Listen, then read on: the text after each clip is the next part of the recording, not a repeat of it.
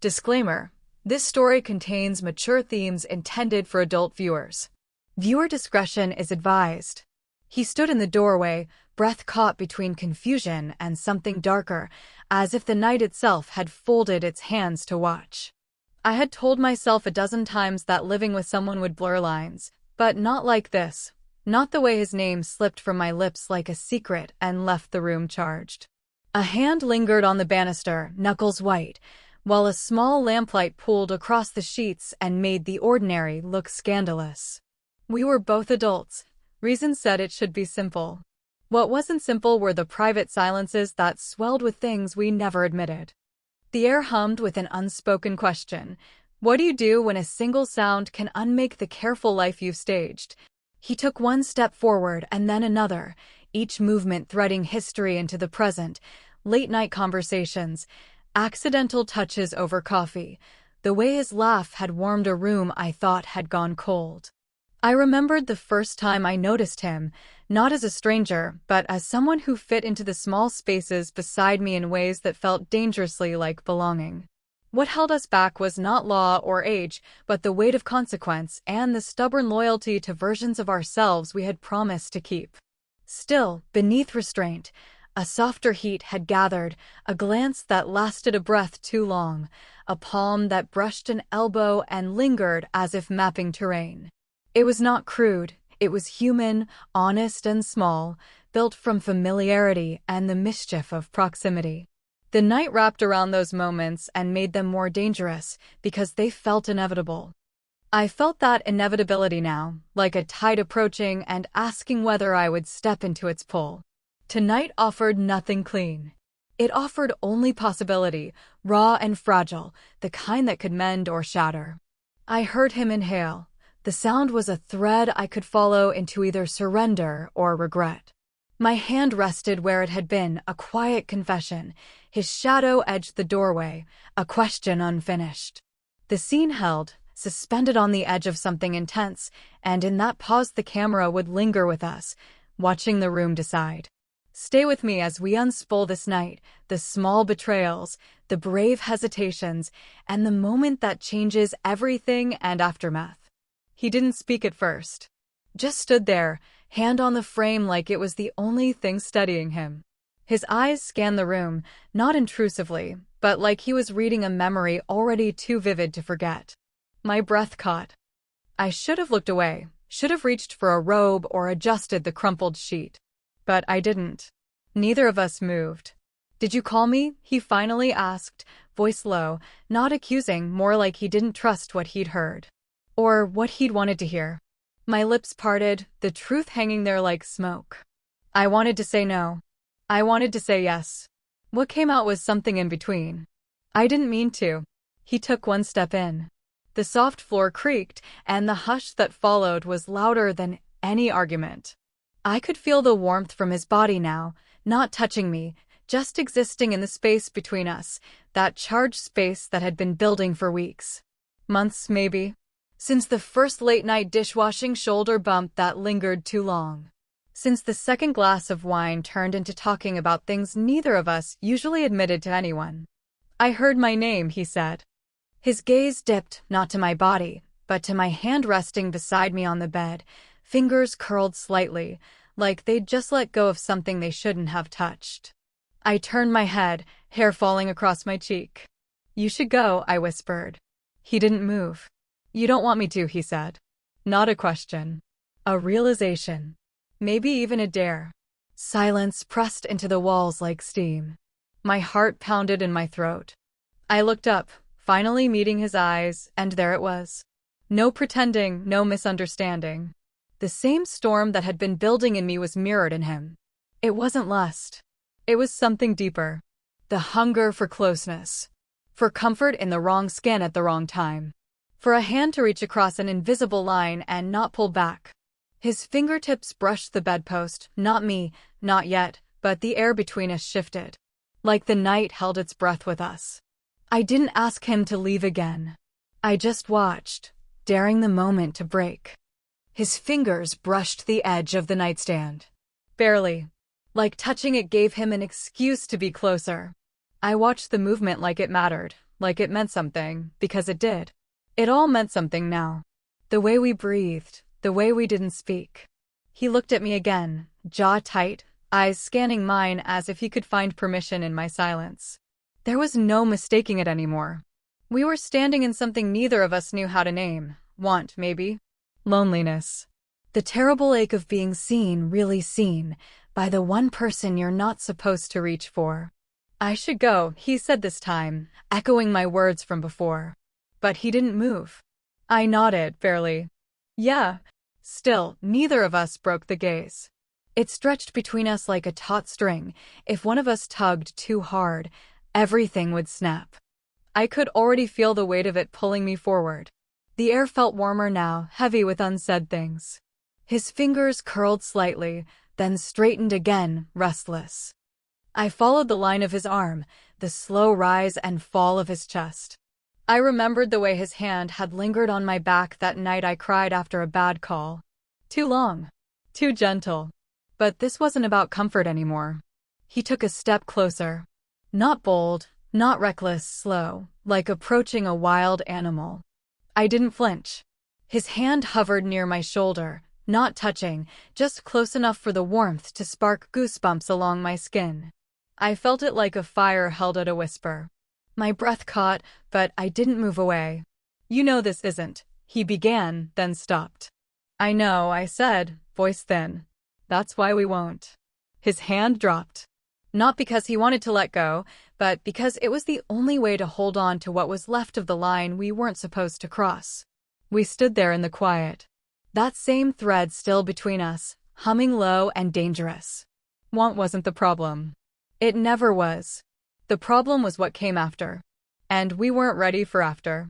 Not yet. His breath hitched before he spoke, barely louder than the hum of the lamp. I think about it, he said. The words weren't planned. They fell out of him like something he'd been holding too long. I didn't ask what it was. We both knew. The room went still. Time thinned around us. My heart was a drum in my chest. I wanted to answer, but there was no language for this, for aching this much and pretending it's not real. I searched his face for a trace of regret. Found none. Only honesty. And hunger, quiet and pulsing beneath restraint. He stepped closer again, slower this time, like the truth had given him permission. The air sparked between us. His knee brushed the edge of the bed. I didn't move. Couldn't. My whole body was heat and stillness. I think about what it would feel like, he whispered, his voice barely there. If I let myself. A silence bloomed. Heavy. Sacred. Then my hand moved. Just a little. Rested beside me, palm up, open. An invitation I didn't fully understand, but couldn't take back. He looked down at it, as if that simple gesture broke something inside him. For a long breath, he didn't reach. He just stared, the muscles in his jaw shifting like he was fighting a war he already knew he'd lose. Then his fingers, slow, careful, trembling, slid across mine. They didn't grip. They didn't hold. Just rested. Skin to skin. And somehow it felt like too much. Like touching me like this would ruin him. I couldn't breathe. I know this can't happen, I said, the words thin, shaking. But I already let it, he replied. We looked at each other like we were standing at the edge of something vast, not love, not yet, but something raw and reckless that had waited too long to be spoken. His thumb moved, the softest graze across my knuckle. A sound caught in my throat. I leaned forward without meaning to. He did too. Foreheads nearly touched. We were close enough to feel each other's breath. One more second and we'd be too far gone. So we didn't move. We just stayed. Right there on the edge. The rain came just past midnight, not loud, but steady, soft like a secret. It tapped against the windows in a rhythm that felt ancient, like the night itself had waited for this moment too. Neither of us spoke. We didn't need to. His hand was still resting in mine, a tether we hadn't dared let go of. Something in the air had shifted from restraint to surrender, but not in a rush. It was gentle. Terrifying. Holy. He leaned in first, slow as breath. I met him halfway. Not with lips, not yet, but with presence. Our foreheads touched, and something in my chest cracked open. His skin was warm, his breath uneven. The space between us no longer held back the want. It wrapped around it like a blanket, pulling it closer, daring us to feel everything we'd buried. His hand moved up, brushing the curve of my shoulder, the line of my neck, not claiming, not rushing, just learning the weight of the moment. I trembled, not from fear, but from how right it felt. How dangerous right could be. When our lips finally met, it wasn't a kiss. It was a confession. Soft, reverent, like we'd both spent months carving the shape of this in silence, and now we were tracing it with our mouths. My breath melted into his. His hands cradled my face like I was something breakable, and maybe I was, maybe we both were. The world fell away. All that remained was the ache in our chests and the way our bodies leaned toward each other like magnets, not frantic, not hungry, just aching to be known. We moved together, slow, uncertain, but unresisting. Clothing slipped off like shadows. Skin met skin with the kind of honesty no words could carry. There was no rush, no need to conquer, only a desperate need to feel, to connect, to dissolve into something wordless. His mouth found the hollow of my throat. My hands pressed into the curve of his back. Everything was softness, warmth, breath. Our bodies spoke the words we couldn't say. I felt him tremble when I whispered his name. I didn't cry, but it was close, that kind of raw, breathless emotion that feels too big for your chest. The rain kept falling unnoticed. The world had already shifted. And in that room, on that night, nothing was forbidden anymore. Only fragile. Only real. The storm rolled in without warning, soft thunder rumbling like a distant heartbeat. Rain whispered against the windows, a quiet rhythm that filled the space between our breaths. The lamp cast its low amber glow across the bed, turning shadows into silk and skin into something sacred. We didn't speak. Words felt too loud, too small for what was happening. He reached for me like he'd been dreaming this moment, fingertips trailing the line of my jaw, then pausing, asking, not taking. I leaned in, answer unspoken, and his touch deepened, slow and reverent, like he was memorizing the shape of a truth we'd both hidden.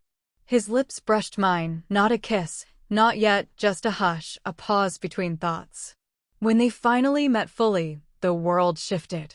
It wasn't fireworks. It was warmth flooding the chest, soft and deep and aching. His hands cupped my face like he was afraid I'd disappear, and I held his wrists gently, grounding him, grounding us. The kiss unfolded like a secret being unwrapped, slow and searching. Our foreheads touched between every breath. His voice, a whisper into my skin, said my name like a vow. Clothes fell away without urgency, like petals in moonlight. No rush. No hunger. Just gravity. Skin met skin, not for heat, but for closeness. My hand slid across his chest, feeling the stammer in his breath. He kissed my collarbone like it held a story, and I curled into him, heart first. We moved together like we already knew the steps. Quiet. Close. Wrapped in each other and the hush of the rain. His body was warmth and weight and home.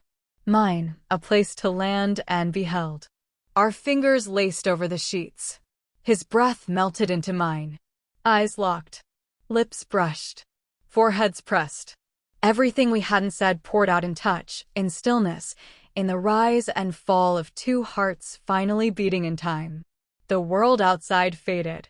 There was no right, no wrong. Only this. Only now. And when we finally let go, not of each other, but of the fear, it wasn't fireworks. It was peace. Morning came slow, like it wasn't sure it was welcome. Gray light filtered through rain-streaked windows, soft and cold against the warmth still lingering between us. He lay beside me, bare shoulders rising and falling with a breath too even to be asleep. We hadn't moved much, still tangled, still holding, but something had shifted. Not the closeness. That was still there, heavy and undeniable. But the silence now had weight. Not regret. Not yet. just the ache of knowing something had changed and not knowing what came next. I stared at the ceiling, my heart a quiet riot. Was it love? Or loneliness? Did it matter? His hand moved slightly, fingers brushing mine like they had in the dark. But this time I didn't reach back. Not yet. I didn't mean for it to happen like that, he said, voice low and rough with sleep and truth. I swallowed. I know. We didn't say what that meant. Because it was everything. He sat up, pulling the sheet with him, as if the act of covering himself might fix what had unraveled. The room felt colder without his body beside mine. I wrapped my arms around my knees, tucking them close. Do you regret it? I asked.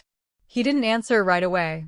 Instead, he looked at me like he wasn't sure how much of the truth I could take. No, he said. But I don't know what it means. That made two of us. I opened my mouth to speak, to say something, anything, but a knock at the door stole the words. One sharp knock. Then another. We both froze. His name came through the wood, a woman's voice. Familiar. Tense. My stomach dropped. He closed his eyes, jaw tight. I didn't expect her this early. Her? I asked, the word catching in my throat. My ex, he said. We're figuring things out. I didn't think she'd actually show. The moment split like glass. Whatever last night was, escape, longing, or something close to love, it had just collided with reality. But even as he stood and reached for his clothes, he paused. Looked back. I wasn't pretending, he said quietly. Neither was I. And that made it worse. The rain had stopped by the time he came back. I was still sitting on the edge of the bed, hair damp from the steam of a rushed shower, heart quieter now, not calm, but quieter. Outside, the sky was a pale blur, the kind of soft gray that doesn't promise anything. He closed the door behind him gently, no slam, no apology. I told her the truth, he said. I looked up. His voice didn't shake. But his eyes, they held a kind of sorrow that came from choosing one thing and losing another. And what's that? I asked, even though I already knew. That I love her, he said. But not the way I thought I did. He crossed the room in slow, careful steps, like the floor might give way. Sat beside me without touching. The space between us was smaller now, but it still held everything. I think what happened between us, he exhaled, was real. I nodded. But not enough? He didn't answer. Instead, he reached over and touched my hand. Lightly. No spark this time. Just warmth. His thumb traced the edge of my palm, a slow goodbye. I'll carry it, he whispered. All of it. I smiled, but it felt like it belonged to someone else. Then I leaned in, and he met me there, gently, lips to forehead, breath to skin. We stayed like that, not long, just long enough to mark it. Then he stood. And I let him. He didn't look back when he left the room, and I didn't watch him go. But the space where he had been stayed warm for a while. Sometimes the right people come at the wrong time. Sometimes you love someone you can't keep. But some nights, like that one, become part of you. A night that starts with a name whispered in darkness and ends in silence so full it aches. I lay back down, sheets still tangled, his scent still on my skin. It wasn't forever. But it was true. And that, somehow, was enough.